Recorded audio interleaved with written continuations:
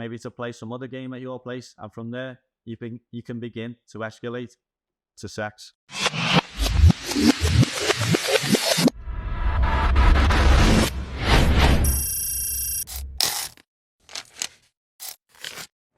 Before we go into the worst first date that you can take a girl on, we want to look at what makes a successful first date and what success is to you on this date.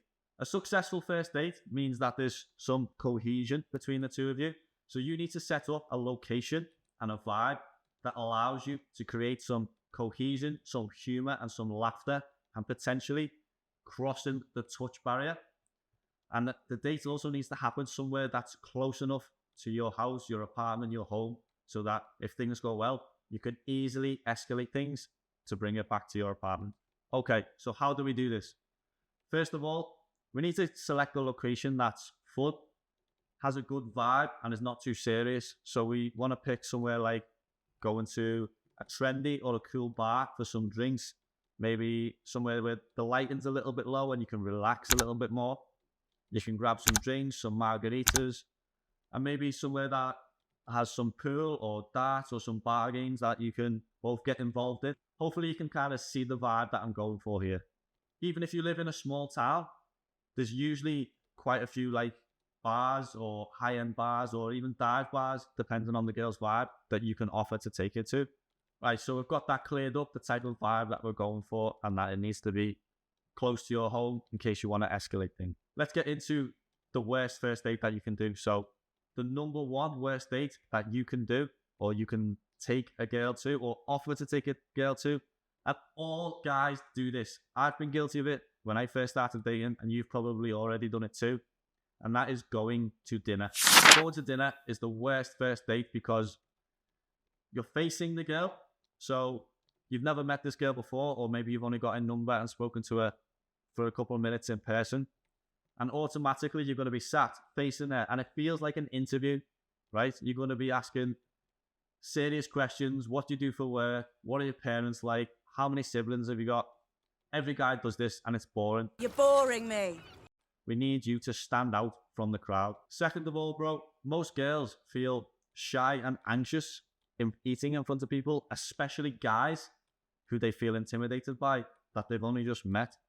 She's going to be feeling anxious about eating. She's going to be in her own head, worrying. Is he looking at the way I eat? Does he think I eat weird? What does he think of my order? Does he think I'm being fat if I order a burger or a steak? These are things we want to avoid. We want the girl to feel comfortable and fun and safe in your presence. Third of all is when the bill comes. Obviously, you want to take the lead and pay for it, but you want to avoid that interaction of just, I'll pay, and she says, no, let's split it, or I'll pay. And it's just not a good vibe, guys. Now it's time to pay the forfeit.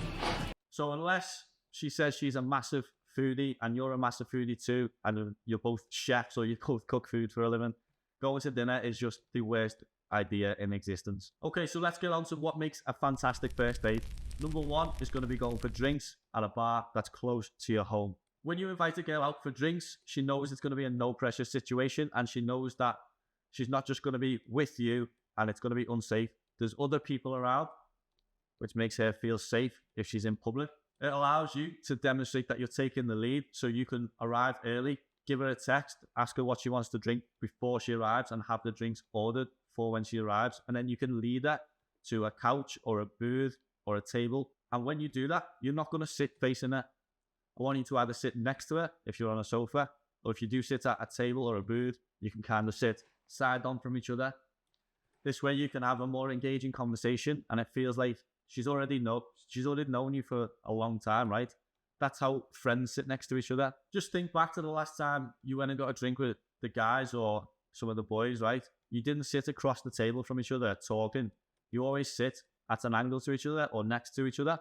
It's the same kind of situation that you want to do here with the girl. You want her to feel safe, comfortable, and like she's already known you for years. Now, 90% of girls will be happy with going for drinks, but there will be some that either don't drink alcohol or they're not comfortable going out for drinks because they think you're just trying to get them drunk and sleep with them.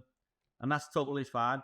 You can handle this objection by asking if they want to go for a coffee instead and go for a walk, even if it's an evening walk. This shows that you're not just trying to get the girl drunk if she's insecure or she's had some bad experiences in the past with guys who have tried this and that. You just want to grab a coffee, get to know her a little bit.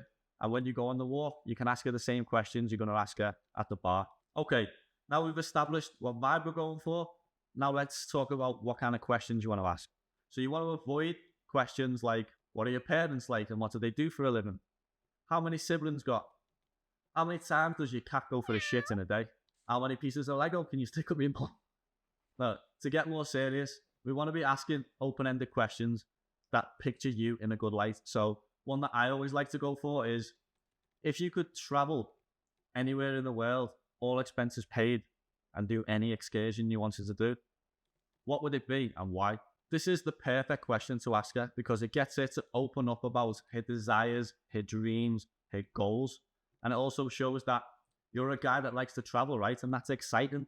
She wants a guy that's exciting, that can lead her to different places. Once she gives you the answer, you can delve deeper. Well, why is that important to you? Why would you want to go to Egypt and go in the pyramids? Is that something you learned at school that you were really interested in? And it also allows you to come back with experiences you've had in the past, and it gets the conversation flowing, and she gets to know you a little bit better and a little bit deeper. Seriously, guys, asking open-ended questions like these, you only need 2 or 3 questions like this to really start an open and engaging conversation, and you will already start to feel the connection between the two of you.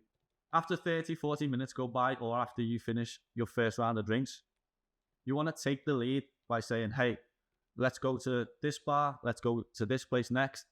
And you want to have some ideas of some bars in the area, especially if they are close to where you live. You should know the bars in the area by now. And you want to take the lead to show that masculine and feminine dynamic, and you want to get that going early on.